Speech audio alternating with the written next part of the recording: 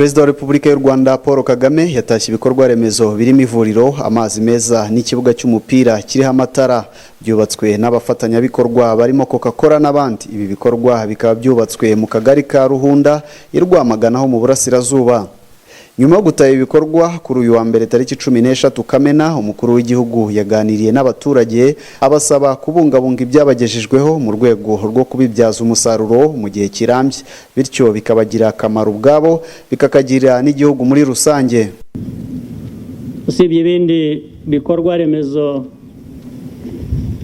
muzi cyangwa muzabona mu bihe biri imbere,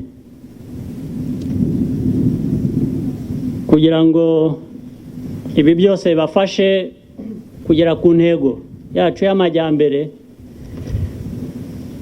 nuko mwamenya kubikoresha neza, mwamenya kubifata neza, mukabirinda kugira ngo birambe kandi mushobore kubikoresha mu nyungu zanyu, bityo no mu nyungu z'igihugu tugakomeza gutera imbere. Umuyobozi wa Coca-Cola ku rwego rw'isi Muhtar Kenti yashimiye Perezida Kagame uburyo akomeje gukora ibishoboka byose ku bufatanye n'abanyarwanda ngo bakomeze gutera intambwe. Yongeraho ko n'ibyo uyu mushinga yabiganiriye na Perezida Kagame mu myaka 2 ishize, akaba yashimiye ko bihise bigerwaho. 2013 muri 2013 ubwo nahuraga na Perezida Paul Kagame muri Leta Zunze Ubumwe, namusezeranyije ko nzasura u Rwanda, ndetse twanaganiriye ku bijyanye n'uyu mushinga watashywe uyu munsi. Nshimishijwe no kuba twarashyize hamwe kugira ngo bigerweho.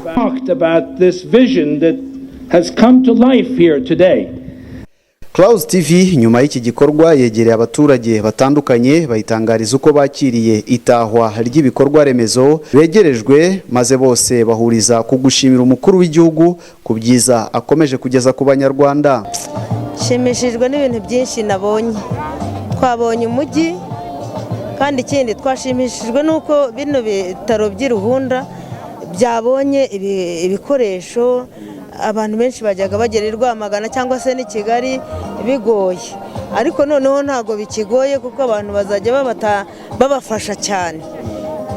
Ikindi ni iki kibuga ntago cyari kimeze gutya, ariko harimo ibintu byiza, sitade nziza.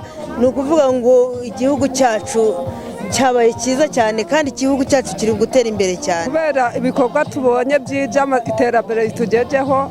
Tugiye kubona amazi meza n'ibitaro by'ijya, abana bacu nibwo saje dufite abana, ntabwo tujya kujya tujya Rwamagana. Tuhagaze rero ni ku kibuga kimwe mu bikorwa remezo bimaze gutahwa na nyakubahwa Perezida wa Repubulika. Iki kibuga nk'uko mwagiye mubyumva abaturage babivuga, gifite amatara ku buryo gishobora kwifashishwa mu masaha ya nimugoroba. Uvuye muri iki kibuga ariko muri metero zitageze no kuri zingahe hari ibitaro bamaze gutaha. Ibi rero bikaba bigiye gufasha bamwe mu barwayi bakoraga urugendo rwo kuva hano mu kagari ka Ruhunda bajya i Rwamagana mu mujyi, aho bavuga ko bitwara igihe kitari gitoya. Ibikorwa rero byose bikaba byaragezweho ku bufatanye na Coca-Cola, yo yashoyemo amafaranga atabarika nk'uko babitangazaga. Umukuru w'igihugu rero akaba amaze kugaruka ku mumaro w'ibi ngibi. Ibi bikorwa remezo bitandukanye byatashywe birimo n'amazi meza agiye kugera ku baturage, aho injerekani y'amazi meza asukuye ngo igiye kujya igurwa amafaranga 50 yonyine.